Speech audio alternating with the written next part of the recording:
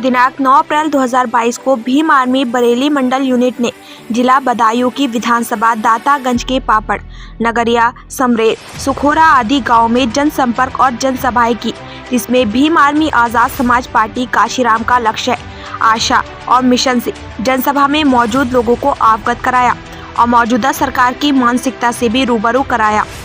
जनसंपर्क के दौरान की गई जनसभाओं में दातागंज विधानसभा के सैकड़ों युवाओं ने भीम आर्मी का दामन थामकर भीम आर्मी की सदस्यता ली और बड़े बुजुर्गों व महिलाओं ने भी भीम आर्मी के काम को और जज्बे को सराहा और भीम आर्मी व बड़े भाई चंद्रशेखर आजाद जी बहुजन समाज का भविष्य बताकर अपना नेता स्वीकार किया और भीम आर्मी को अपनी ताकत और तलवार का नाम दिया।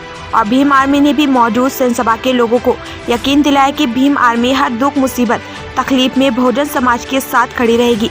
बहुजन समाज के हक अधिकारों औरों के लिए भी किसी भी ताकत से टकराना पड़े तो भी टकरा जाएंगे। सत्ता की कुर्सी पर चाहे कोई बैठे पर राज तो बहुजन समाज ही करेगा।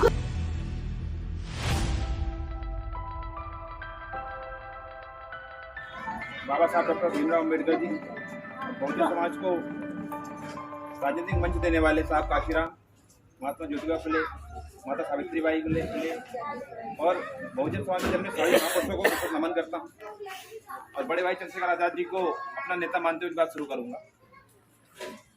ये रुतबा मुझे तेरे संविधान से मिला, ये रुतबा मुझे तेरे संविधान से मिला है, ये सम्मान भी मुझे तेरे संविधान से मिला है। औरों को तो जो मिला होगा मुकद्दर से मिला होगा, मगर मुझे तो मुकद्दर ही तेरे संविधान से मिला। मेरा आने का मेन मकसद क्या है, देखिए एकाध लोग आते रहते हैं, समझाते रहते हैं, मतलब मेरा मकसद सिर्फ इतना है कि हमारी जो लड़ाई है, जो हमारा मूवमेंट है, उसको लोग समझना नहीं चाहिए। यहाँ पर आए हैं, बहुत अच्छी बात है, अपने घर में लोग आ जाते हैं। सबसे पहले लड़ाई हमारी क्या है? लड़ाई हमारी संघर्ष की है, एकता की। आज हम कमज़ोर क्यों हैं? इसी कारण है कि हम अपने आदमी भरोसा कर लेते हैं। मिनट से करते हो नहीं करते हो आप लोग? आपके गाँव का कोई व्यक्ति आए बीच का, आप तो भरोसा कर लेते हो। एक कहावत है, शायद समझाने का प्रयास करूँगा कहावत से, मैं कहावत ज़रूर समझाता हूँ। तीतर देखें, तीतर तो होते ही ना आपके गांव में, तीतर लोगों ने देखे होंगे। एक तीतर, एक जो पकड़ने वाले होते हैं, क्या बोलते हैं, शिकारी जिन्हें, उसने एक तीतर को एक पिंजरे में पैक कर रखा था, सिंगल तीतर को, और एक बड़े पिंजरे में बहुत से तीतरों को पैक कर रखा था। ठीक है, तो जो वो तीतर खरीदने आया एक बंदा, तो बोलता है भाई ये बताओ ये कितने का है, ये कितने का है। उसमें ज़्यादा संख्या थी, उसका रेट पूछा, जिसमें एक बना हुआ था उसकी ज़्यादा संख्या पूछी, तो उन्होंने कहा भाई ये तो 200 रुपये का है, इसमें ज़्यादा संख्या है, और इसमें एक है वो 2000 रुपये का है। बोले भाई तीतर तो एक ही है, आप अलग अलग क्यों बता रहे हैं? सिस्टम मतलब कि भाई ये तीतर है जो रोज पर रोज छोड़ जाते हैं, और ये तीतर है जो तीतरों को अपने माध्यम से बुलाता है और मैं कार कर लेता हूँ, मेरे मैं पकड़ लेता हूँ। तो बोले अच्छा, बोले इसी के सहारे मेरी जो चल रही है, ये तीतर अगर मेरे पास रहा अभी मैं इनको पकड़ पाऊंगा, वरना मैं नहीं पकड़ पाऊंगा, और आप इसको ले लोगे तो मुझे नया तीतर तैयार करना पड़ेगा फिर। ठीक है, तो अच्छा बोले ठीक है। तो उस बंदे ने 2000 रुपये दिए और उसी तीतर को खरीद लिया, समझे, और बाहर निकाल गर्दन मोड़ पे उसकी गर्दन, समझे? नहीं समझ पा रहा हूँ क्या कह रहा हूँ? तो हमारा जो तीतर जो घर में बैठा है ना, जो आज उनका विरोधी हमारे लोगों को बुलाता है कि भाई आओ इनको, और फिर बात हमारे लोग चलते हैं और हम बर्बाद करते हैं। यही होता है। सबसे पहले हमारा काम है उन तीतरों को गर्दन मोड़ना जो हमारे घर में बैठकर हम पे घात कर रहे हैं, समझ में आई? जब तक आप उनको नहीं पढ़ोगे, अब आप सोचोगे क्या कि वो मेरा भाई है, वो मेरी बहन है, वो मेरा चाचा है, मेरा ताऊ है, तो ऐसे चाचा ताऊ के लाभ माना कर दो। चाचा ताऊ ने फिर अपना देखना है, अभी देखना है नहीं बच्चों का। आज हम किस प्रकार पर खड़े हैं आप बताइए? एजुकेशन हमारे पास नहीं, व्यापार हमारे पास नहीं, देश की अर्थव्यवस्था आज हमारी माइनस से पहुंच चुकी है। जो हम +9 में थे वो अर्थव्यवस्था आज -27 पहुंच चुकी है, 27। देश के अंदर पैसा है नहीं, महंगाई चरम पर है, किचन की व्यवस्था आप देख लो, रसोई की व्यवस्था आप देख लो, फसल आज भी सस्ती बिक रही है, मजदूरी आज भी सस्ती मिल रही है, मगर टिकाऊ कहाँ हो रहा है ये आप सब जानते हो, कुछ नया नहीं है। उसके बाद भी आप इससे भरोसा कर रहे हो कि प्रधान ले मेरे मोहल्ले का है, मैं वोट उसी को दूंगा। तो मैं ऐसे प्रधान को वोट नहीं दूंगा जो गलत का समर्थन करता है। बात समझ रहे हैं आप? ना मैं ऐसे विधायक को वोट दूंगा, ना मैं ऐसे प्रधान को वोट दूंगा। ये आपको समझना पड़ेगा बहुत। एजुकेशन किसने दी? बहुत सबका कहना था कि शिक्षा वो शेरनी का दूध है, जो पिएगा वो दहाड़ेगा।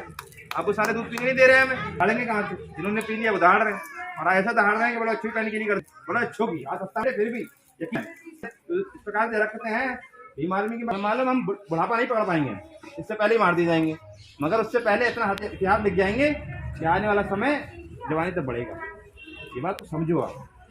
जब तक नहीं समझोगे तो लड़ाई ऐसी लड़ते रहोगे, मारे जाओगे, पीटे जाओगे और कुछ नहीं होगा तुम लोगों का, कुछ भी नहीं होना। ऐसी मीटिंगें लगाने से मकसद तभी कामयाब होता है जब लोग समझें चीज़ों को, बात को माने।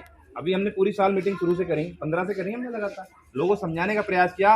लास्ट टाइम पे हुआ क्या, वही नील बटन नील जीरो बटन, चारों तरफ हाहाकार, किसान परेशान, छात्र परेशान, व्यापारी परेशान, महिलाएं परेशान, पुरुष परेशान, सब परेशान। फिर भी फुल बहुमत की सरकार बना ली इन्होंने। कहाँ से बना ली? क्योंकि इन्होंने वही टीचर खरीद रखा 2000 वाला। देख लो, डीजल 100 के पार हो गया, पेट्रोल 100 के पार हो गया। अब डीजल पेट्रोल दाल भी मिर्ची बढ़ेंगी, कुछ बढ़ेगा? जहाँ भाड़ा बढ़ता है वहाँ हर चीज बढ़ती है, तो ये समझना पड़ेगा। जब तक आप नहीं समझोगे तो भीम आर्मी के लोग आएंगे जरूर आपके पास, मगर कब तक आप बताओ? अच्छा, कब तक आएंगे हम भी? कल को हमें कोई मार देगा तो आप डर के हमारे बैठ ही बैठ जाओगे।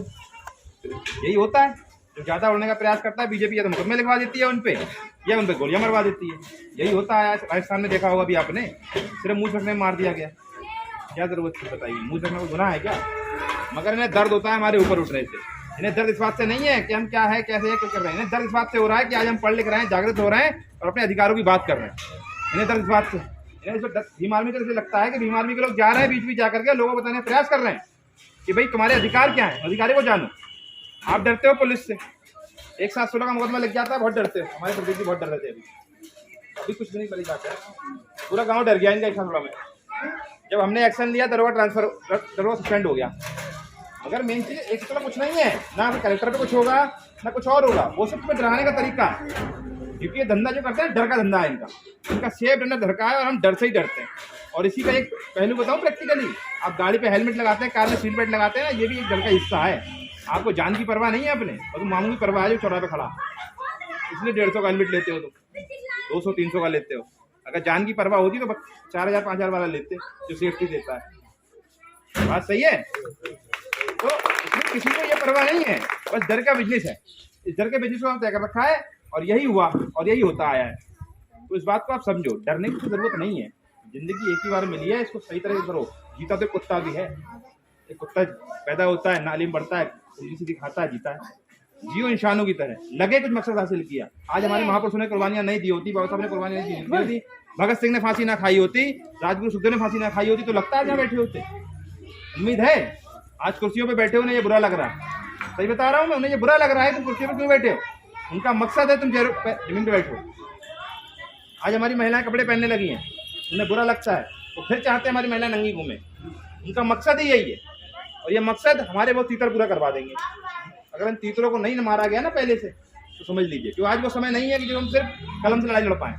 हमें लड़ाई कलम की तो लड़नी है, मगर दूसरे से तलवार भी रखनी पड़ेगी, क्योंकि ये लोग कलम की हाथ को काटने का प्रयास कर रहे हैं। तो इनको समझा दो कि अब भीम आर्मी भी यहाँ खड़ी है, बहुजन समाज यहाँ जागरूक है कि अगर हमारी कलम छीनने का प्रयास करोगे तो दूसरा तलवार है, तलवार से काट लिया जाएगा। ये भीम आर्मी का मकसद है। भीम आर्मी का पीली पहचान यही है। तो भीम आर्मी की पहचान यही है और हम वो बता देना चाह रहे हैं भीम आर्मी जितने खड़े हैं वो आप तक क्यों पहुंचना है। उनका मकसद यही है कि अगर जो मनुवादी हमारी बहन बेटी की तरफ आंख उठाएगा तो उसके आंख उठे पहले ही हम उसकी आंख फोड़ देंगे। उस हाथ को काटने का काम करेंगे जो बहन की तरफ उठने का काम करेगा। क्योंकि आज ऐसे काम नहीं होगा, ऐसे काम होगा। आप समझ रहे हैं मेरी बात को? ऐसे बहुत कर लिया, ऐसे होगा, इसमें बहुत कुछ भी आ सकता है। मैं सीधे कहता हूँ, मंचों से कहता हूँ कि जिन बहन बेटियों को दिक्कतें लगती हैं कि उन पर हो सकती है, तो 15 का तमंचा खरीद लो, 1500 का मिलता है।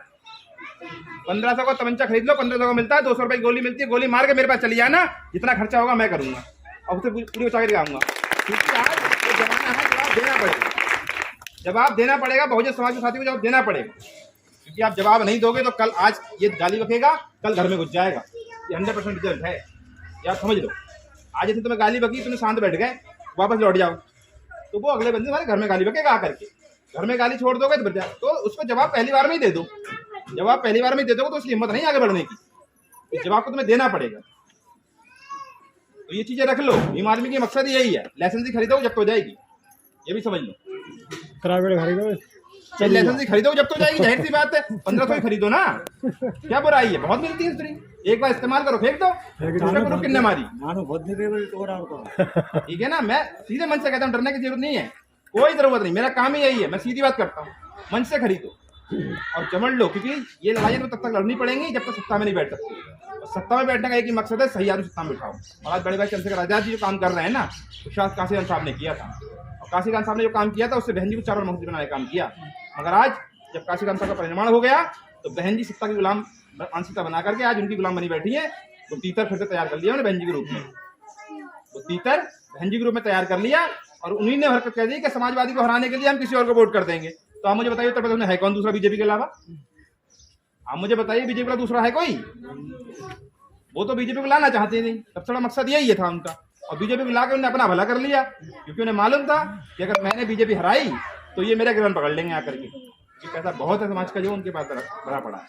इस बात को आपको समझना पड़ेगी। जांच के आदेश हो जाएंगे वो जेल में चली जाएंगी। तो यार एक बात बताऊं, मैं सीधा जानता हूं कि मेरी कुर्बानी से समाज बच रहा है तो मेरी कुर्बानी हो जाए तो अच्छी बात है।